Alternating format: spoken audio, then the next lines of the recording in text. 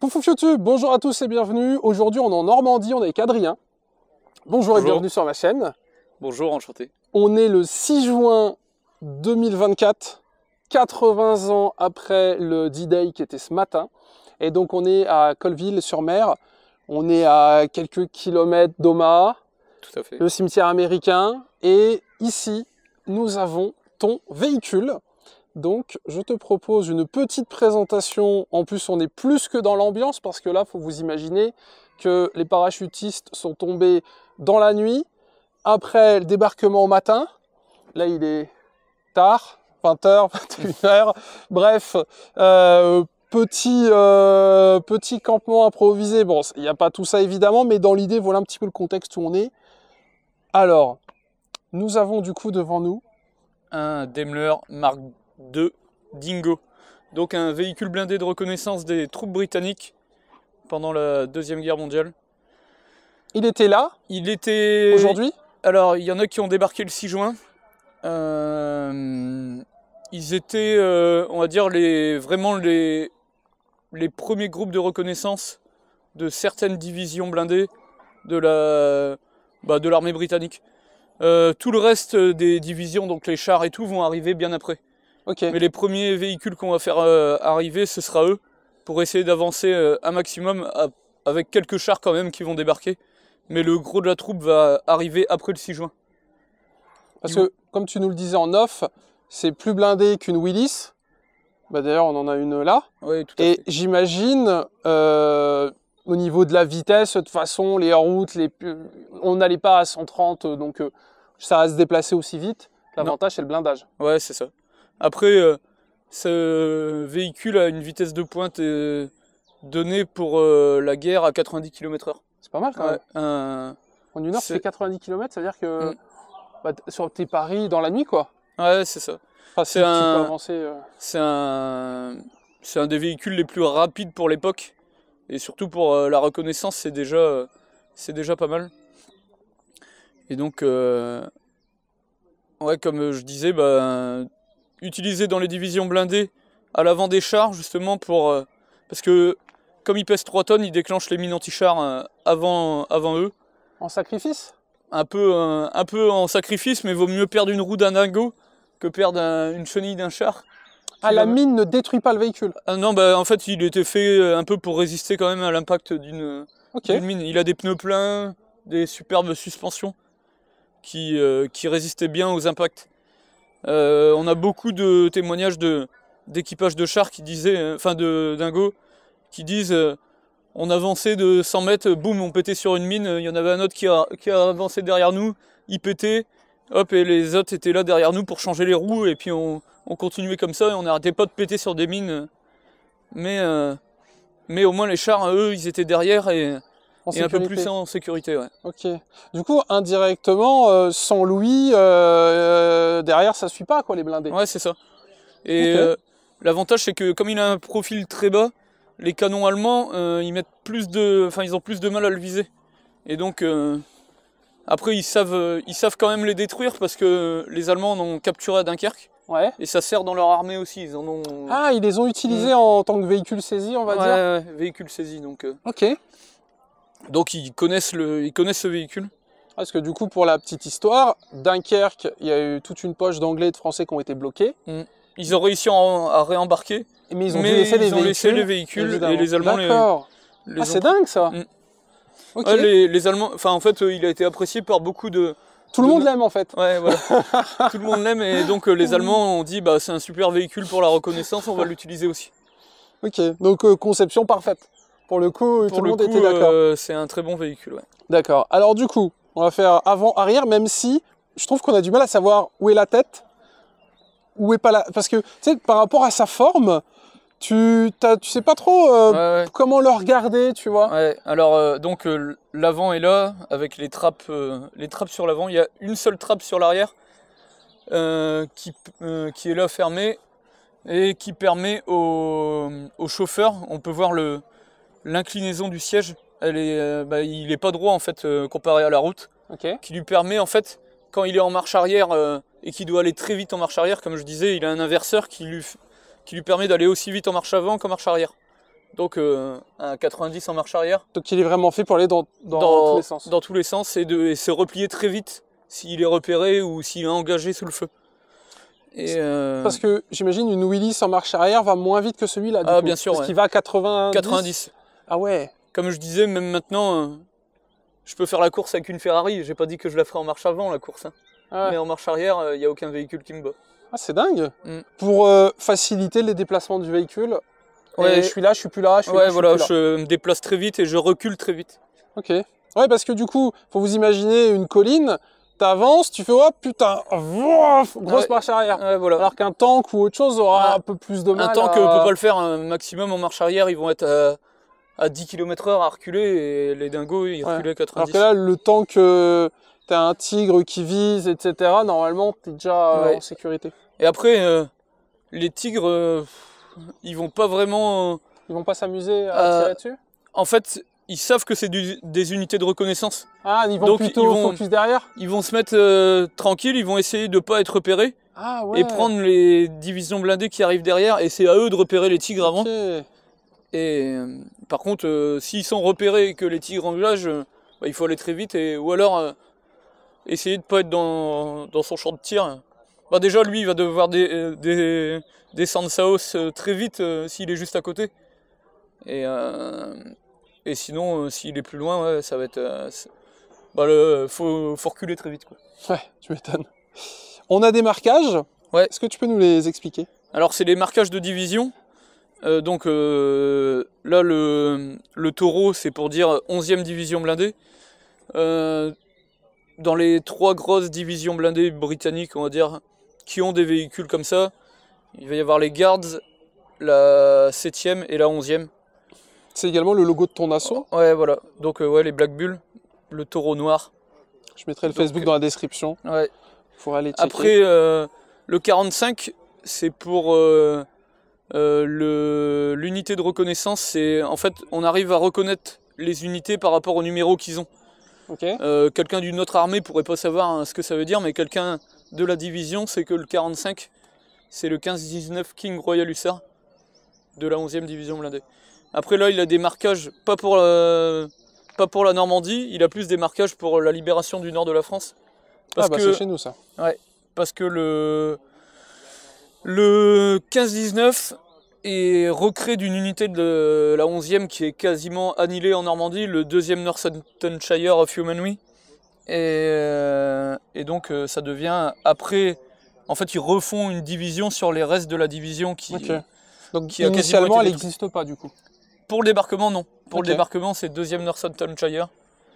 Et voilà. Mais le véhicule a peut-être débarqué, et après il a été réassigné dans une autre unité, oui, tout à fait. Ouais. Et le 5? Et le 5, c'est le tonnage. 5 tonnes. En fait, il est estimé à moins. Son poids réel, c'est 3 tonnes. Ah mais on va dire un permis B en fait. Ouais, voilà, il faut un permis B pour conduire ça. Ah, incroyable. Tu sais qu'un Hummer, ça pèse plus lourd que ça? Ouais. Après... Après, c'est plus petit aussi. C'est plus petit. Comme je dis souvent, c'est plus conduire une Clio blindée, ça. Hein, c'est plus que... Pour la taille, c'est un peu ça. 90 km/h, tu irais même peut-être plus vite que la Clio. Ouais. Tu sais quoi? Alors devant, on a... c'est pour protéger d'une explosion? Ouais, c'est pour protéger toute la face avant, un peu de... En même temps... Le moteur est à l'avant, non? Ouais, c'est ça. Ok. Donc protéger tout le bas de la face avant de tout ce qui pourrait être explosion et tir, en fait, protéger les suspensions et le bas moteur. Et ça fait plancher plat? Ça fait plancher incliné, après c'est plat en dessous. Ouais. Ok, toujours en blindage? Ouais, au moins pour la partie là. Une sorte de sabot moteur blindé? Blindé, et après le reste en dessous, c'est juste des plaques d'acier tout le long. Ok, c'est dingue ça. Donc là on a le moteur? Non, le moteur est tout à l'arrière. Ah ok. Ouais. Ah donc ça suit tout... comme on peut voir sur les chars ou beaucoup de véhicules qui sont dans des divisions blindées, moteur à l'arrière, parce que en fait ils protègent principalement la partie avant. Ah oui, c'est vrai, ouais, le point faible souvent c'est l'arrière. Ouais, voilà. Donc là il y a de quoi ranger une arme, j'imagine? Là il y a de quoi ranger au moins tout ce qui est... En fait l'arme elle devait se ranger dans la caisse en dessous. Ok. Là c'est plus une caisse que les les équipages de chars rajoutés en même temps pour protéger en plus l'avant et en même temps stocker leur matériel en plus parce que il n'y a pas de place à l'intérieur, tout est stocké à l'extérieur du véhicule. Comme souvent. Comme tous les véhicules anglais, et, tous les véhicules de la... on embarque le plus de matériel pour être autonome. Ouais. Donc on stocke tout sur l'extérieur. Après, elle a un petit nom, du coup? Ouais, il s'appelle Jolly Roger. Ok. Donc, c'est son vrai nom ou c'est sur photo, t'as retrouvé? C'est le nom de baptême que je lui ai donné parce que on voit beaucoup de véhicules on va dire du 15-19 ou d'autres unités qui vont mettre la tête de mort en fait en symbole. Et donc je me suis dit qu'est-ce qui irait bien avec la tête de mort? Bah, le Jolly Roger, donc c'est son petit nom de guerre. El famoso bateau. Voilà. Très bien. Les pirates. Voilà, ça fait un peu pirate en même temps. On a comme d'habitude le lot classique, pelle, pioche. Ouais, voilà, on a sur absolument tous les véhicules. Le lot de bord, ouais. J'ai l'impression. Est-ce que, j'ai pas vérifié, mais c'est le même que le modèle américain? Non, c'est un modèle... spécialement britannique? Ouais, c'est la pelle britannique, ouais. Ok. Du coup, tu sais directement reconnaître si c'est vrai ou pas? Ouais, ouais. Ok. C'est étonnant qu'ils se soient fait chier à faire de modèles de pelle, tu vois. Ouais. Alors après, on a des gants de box. Gants de box, ouais. Après, on a... Les mecs vivent et du coup, voilà. faut... Une caisse à munitions... Enfin, une caisse pour des obus de 25 pounders, donc... caisse pour les obusiers, en fait, à l'origine. Mais réutilisée, là, avec des pattes de fixation pour la coller au blindage. Et faire une caisse en plus, ouais. Pour du rangement, ce que ouais, pour du rangement. Okay. Là, on a le numéro de série. Le numéro du véhicule, ouais. Comme les véhicules américains, ouais, qui ont également un flocage. Fait. Chacun a un numéro, et bah là, c'est la même chose. Mais du coup, dessus, on retrouve pas l'étoile. Non, en fait, beaucoup de véhicules anglais vont éviter de mettre l'étoile. Enfin, en fait, pour eux, déjà, ça leur plaît pas trop. Ouais. Et ils évitent de le mettre. Donc, on croise beaucoup de véhicules de reconnaissance qui mettent pas de marquage. Des fois, ça leur, c'est à tort pour eux, hein, parce que l'aviation les prend pour des ennemis. Ouais. Et ils se font mitrailler. Mais des fois, ça les aide aussi. Pour se cacher.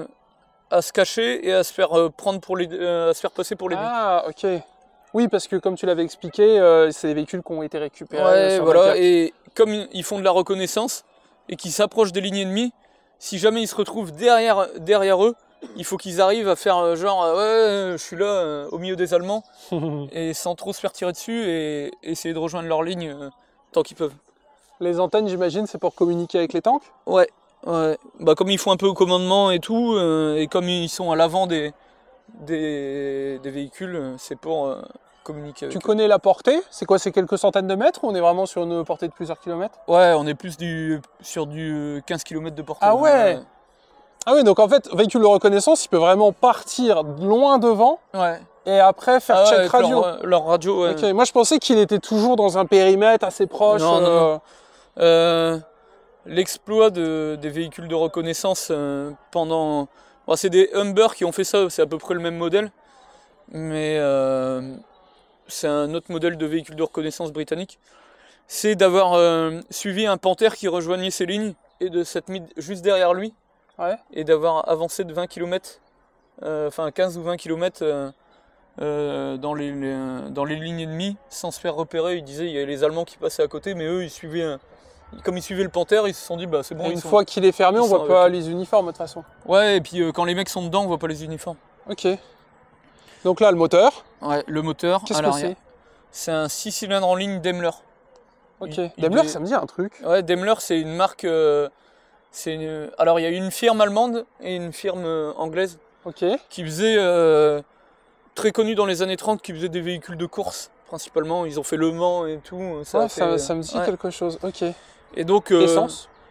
Essence, ouais. Ça consomme à peu près... c'est pas énorme hein, pour un véhicule comme ça. On est plus à 30-35 litres au 100. Mais bon, pour un blindé, c'est pas mal quoi. Ouais. Bah après, de toute façon, il n'y a rien qui consomme 8 litres. Ouais, voilà. Je crois que ça n'existe pas. Non. Nous, et toi, t'as des feux du coup? Ouais, ça a été rajouté après-guerre. Ah, ok. Ouais. Est-ce que c'est un véhicule comme certains qui ont été réutilisés? Par exemple, j'avais filmé un camion. De base, il n'a pas les feux. Il a été utilisé par l'armée italienne qui lui ont greffé des feux. Ouais, c'est ça. L'histoire là, c'est pareil? C'est à peu près la même chose. Ouais. Ok. Tu comptes le laisser ou pas? Je compte les enlever plus tard, mais après, Il faut que je vois pour savoir quel feu mettre. C'est pas vu comme une amélioration pour vous. Bon, après, ça gêne pas et en même temps, ça aide un peu. C'est bien fait, je trouve. Ouais. Ça aide un peu à la circulation quand même, des fois. Là, t'as une boule d'attelage ou non? Ouais, à l'origine, il y avait une genre de petite lampe aussi qui avait été rajoutée pour éclairer la plaque d'immatriculation. Ah ouais? Ouais, chez les Anglais, je crois que c'était obligatoire. Ah mince! Le contrôle technique militaire. Ouais, voilà. Tu crois que t'es refusé si tu ne l'as pas? Et donc, ouais, après, lui, quand il a été racheté par l'ancien propriétaire, donc un Anglais, il avait une tourelle en plus et... donc nom d'origine? Ouais, nom d'origine et une mitrailleuse montée en plus. Il devait faire de la lutte un peu anti-insurrection, comme il y a eu après dans les années 50 et tout. L'Irlande. Ouais, avec l'Irlande du Nord. Okay. Il devait servir pour ça. Donc il lui avait greffé une tourelle en plus. Et après, ça a été coupé et remis comme un identique. Et donc là, tout ce qui est sac, c'était ce qu'on pouvait retrouver à l'époque? Ouais. Où tout était monté dessus? Ouais, voilà. Ok, par contre, toi, t'as pas de jerrycan? Ouais, alors normalement, les jerrycans se stockent à l'arrière. Ici, ça, c'est les emplacements pour les jerrycans. Ok. Et j'avais remarqué que chaque véhicule a souvent son propre lot de jerrycan à lui, tu sais. Après, comme c'est un véhicule qui consomme pas trop encore pour avec des tanks, logiquement, il y a moyen de gratter. Ouais, il y a moyen d'avoir un bidon d'essence. Et donc, eux, ils stockaient un peu plus des caisses, de l'outillage. Et ils étaient pas fanats de mettre leur jerrycan à l'arrière parce que fait explosif, le moteur juste à côté. Autant sur un tank qui est complètement protégé, ça va. Là, tu peux vite avoir. Et il y en a beaucoup où une fois que le jerrycan était utilisé, ils mettaient un peu n'importe quoi. Par contre, mais c'est des petits jerrycans carrés anglais et c'est un peu... Ah oui, parce que moi j'ai filmé des véhicules américains, donc c'est pas du tout le format qu'on connaît, typiquement celui-là. Non, pas du tout. Ok. Donc là, à l'intérieur, tu as un opérateur radio. Ouais, un opérateur radio qui utilise en même temps la mitrailleuse de bord. Ok, qui est censé être là, du coup. Qui est censé être là, et le pilote qui est ici. Ok. Donc, 2 max. Donc, s'il y avait une tourelle, l'opérateur radio est également... alors... adapté pour la tourelle. Non, là, il n'y avait pas de... Enfin, il n'y avait pas de tourelle, il n'y avait pas de... La tourelle, ils l'ont montée après-guerre. Ah, ok. Ouais, donc à aucun moment, il y a eu une tourelle. De base, c'est vraiment véhicule de communication. À l'origine, il y avait une trappe blindée qui se fermait. Ok. Il y avait beaucoup de véhicules qui l'enlevaient, parce que s'ils prenaient feu... Ah, les mecs étaient bloqués dedans. Les mecs n'avaient pas le temps de l'enlever. Ah oui, il n'y a pas de portière? Ouais, il y a juste une trappe de l'autre côté, mais ça laisse pas le temps aux deux membres d'équipage de sortir. Si... Donc de base, blindé ici, mais passé en bâche. Ce qui veut dire c'est de la toile de tente qu'ils ont récupérée, qu'ils ont adaptée. C'est des toiles qui récupéraient un peu partout et qui est positionné dedans. Il faut dire que le réservoir est juste derrière le pilote. C'est ça, hein, c'est là? Ouais. Donc quand c'est touché, les Allemands, comme je disais, l'avaient. Ils savaient où il était le réservoir. Donc s'ils prenaient en embuscade, ils tiraient vers le pilote. Ça faisait un joli jetpack.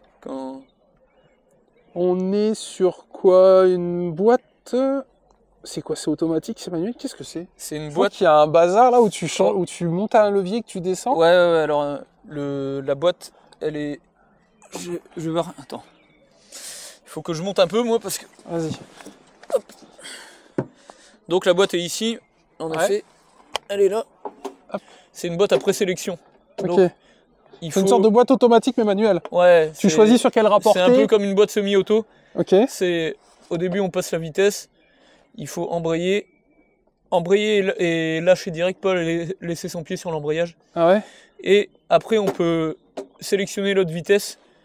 Et quand on veut la passer, il faut faire embrayer, lâcher et ça passe.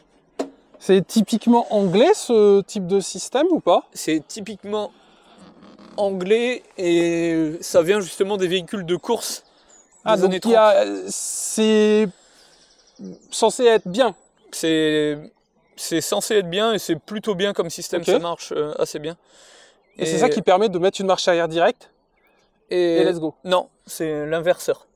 Ouais, mais là si tu mets R, tu pars en marche arrière?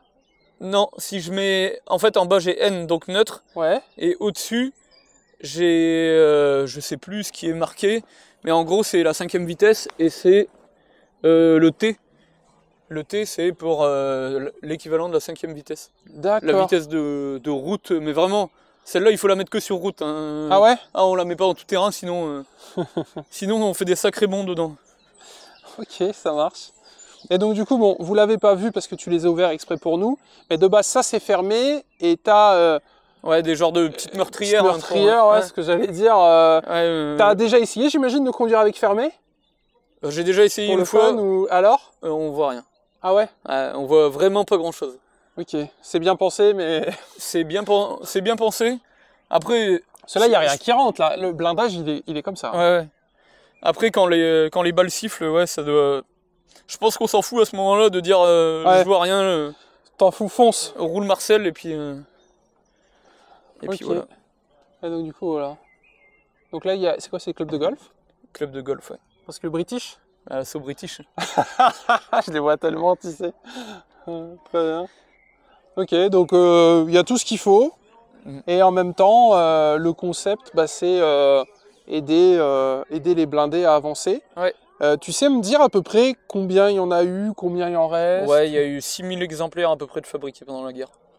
De 1940, en comptant tous ceux qui ont été perdus à Dunkerque. Donc... il y a une grosse part qui sont restés sur Dunkerque? Bah, tous les premiers modèles fabriqués qui ont servi pour 40, la campagne de 40, ouais. ont été perdus à Dunkerque. Ok. Mais celui-là n'a pas été perdu à Dunkerque, lui? Non, lui, il était fabriqué en 42. Ah, ok. Ah, c'est comme ça que tu sais si c'est un véhicule qui a été récupéré ou pas, ouais, du coup. Et en fait, ceux qui sont utilisés à Dunkerque, c'est des Mark 1. Ouais. Ils ont les 4 roues directrices. Ah ouais. Ah, tu peux rotationner en crabe Ouais, en fait, il peut quasiment tourner sur lui-même, mais c'était hyper dangereux parce qu'il pouvait se retourner très vite. À 90 km/h. Ouais, donc ils ont arrêté de faire ce système. Ok. Celui-là, c'est un Mark II, donc il a que les roues avant directrices. C'est bien suffisant, je pense. C'est déjà très efficace. Et tu parlais des modifications. Là, j'ai une question qui me vient. Comme c'est un véhicule qui a été récupéré par les Allemands, est-ce qu'ils ont fait, comme tu m'as expliqué, le toit, des choses comme ça, la plaquette devant, ou est-ce qu'ils se sont dit on touche à rien? Dans la version allemande, entre guillemets. Alors, dans la version allemande, j'ai pas beaucoup d'infos dessus. Ouais. Je sais pas s'ils ont enlevé les tôles, mais je sais que ça a été utilisé par eux. Ok. Ils lui donnent même un nom dans l'armée allemande, mais je sais plus comment ils l'appellent. Mais... J'irai chercher, va t'embête pas. Très bien. Et donc là, c'est la trappe. La trappe de secours si jamais le véhicule vient à se retourner. Et si tu fais 90 kg, comment tu sors? Bah tu sors pas. Mais c'est vrai? Ah bah oui. C'est une meurtrière, le truc là. Et donc c'est fermé avec type clé classique? Alors ça peut être ouvert s'il y a besoin de l'extérieur. En fait, on peut s'en servir aussi pour rentrer à l'intérieur. Ouais. Et on peut ouvrir avec une clé, clac. Donc souvent les membres d'équipage avaient la clé. Ok. Si vous voulez rentrer par là ou faire une maintenance, même les mecs qui étaient à l'arrière, bah, je sais pas, il faut changer la batterie, c'est plus simple d'ouvrir. Ouais, tout à fait. Clac, ils ouvraient là, hop, ils changeaient la batterie, allez. Donc du coup, avec le toit blindé, les fenêtres fermées, ça fermé, personne rentre, personne sort. Ouais. C'est impossible de faire sortir l'équipage, ou alors faut y mettre le feu, ou... Parce que là, t'as pas de contact, en fait. Non, si tout est vraiment fermé... C'est une tortue? Ouais, c'est une tortue. Ok. C'est toi qu'il n'est pas appelé The Turtle? Parce que pour le coup, il y a vraiment ce petit côté petit véhicule comme ça, pour ça qu'il est rapide. Après, justement, comme c'est plus sa vitesse, et le dingo, c'est à l'origine un chien sauvage australien. Tout à fait. Donc, c'est fait pour aller... ils se sont dit, ouais, c'est la vitesse, c'est le mouvement. Donc, chien sauvage. C'est qu'il est appelé comme ça d'ailleurs, parce que ils l'ont, je crois qu'il en existe plus, ou alors très peu. Donc, il en reste, à ma connaissance, je pense 5 roulants en France. Et lui, il fait partie? Il en fait partie, ouais. Incroyable. Bah voilà. Mais écoute, je sais pas. 5 roulants en France, après en Angleterre, il y en a un peu plus parce que ça vient de chez eux. Bien sûr. Ils en ont encore utilisé, je sais. Donc pièces et tout ça, c'est facile? C'est facile en Angleterre. Ah mince, avec le Brexit, ça a vraiment tout bloqué ou ils veulent... Non, on arrive à en avoir par des contacts. C'est des fois plus compliqué. Okay. Après, il y en a aussi qui ont servi, ça a servi longtemps dans d'autres armées. Les Belges en ont eu, les Hollandais. Et donc, des fois, on peut trouver des pièces dans ces pays-là. Mais après, il y a d'autres pays qui l'ont utilisé. Je crois que au Portugal et tout, dans d'autres pays, on peut le voir dans des musées. C'était vraiment un bon véhicule, bien pensé, qui a été utilisé par toutes les armées d'Europe quasiment, quoi. Ouais, après-guerre, oui. Par contre, l'armée britannique l'abandonne, ils font un autre véhicule à la place. Mieux? Bon, similaire, sauf qu'ils vont monter une 12-7 et puis un petit tourello. Ça s'appelle un ferré. Ok. C'est plus fabriqué par Daimler, il me semble, mais c'est la suite de ce véhicule, après-guerre. Ok, eh bien écoute, merci pour les explications. Il n'y a pas de souci. Je pense qu'on a fait le tour, je sais pas si... Non, j'ai rien d'autre à... À mon avis, on est bien. Je crois que je vous ai tout dit. La vidéo, elle fait 25 minutes. Ah bah voilà. 50. Eh ben merci beaucoup, c'est super sympa à toi. Pas de rien. Je mettrai les réseaux, etc. comme d'habitude. J'essaierai de trouver les réponses à vos questions YouTube. N'hésitez pas à les poster dans les commentaires. Je vous rappelle qu'on est en Normandie. On est le 6 juin. Et on est à quelques kilomètres des plages. Donc il y a 80 ans, le D-Day. Voilà, incroyable. Yes. Merci encore. Mais de rien. Salut YouTube, tchou tchou.